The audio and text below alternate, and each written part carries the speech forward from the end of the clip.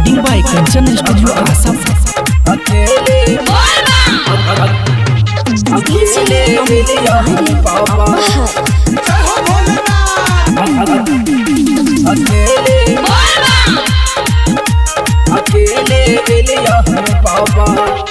दूधू को कबर सजाई ले लिया, कांधे पे बाबा उठाई ले लिया। दूधू को कबर सजाई ले लिया, कांधे पे बाबा उठाई ले लिया।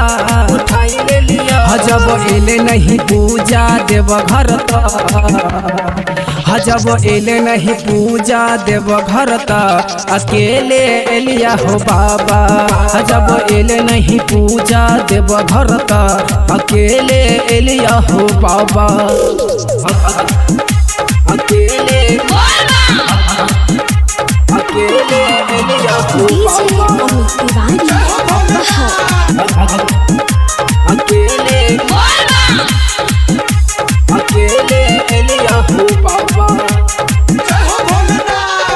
भांग धतूरा मिसरी मेवा ओकरो साथी खिलैबा हो। कबर उठा के जोर से ला गए बोलबम के नारा हो।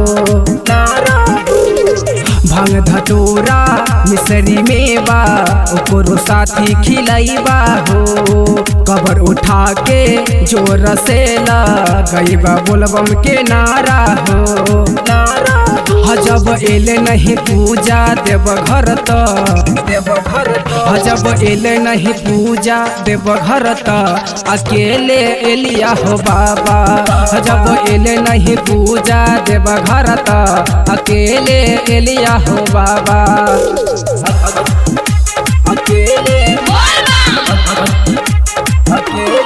एलिया हो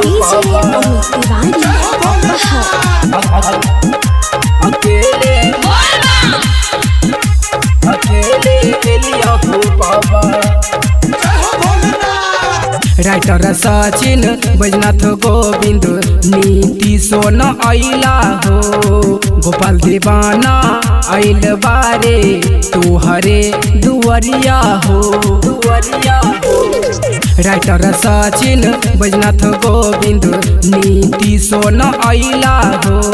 गोपाल दीवाना आइल बारे तुहरे दुआरिया हो। हजब एले नहीं पूजा देव घर हजब एले नहीं पूजा देव घर अकेले एलिया हो बाबा। हजब एले नहीं पूजा देव घर अकेले एलिया हो बाबा।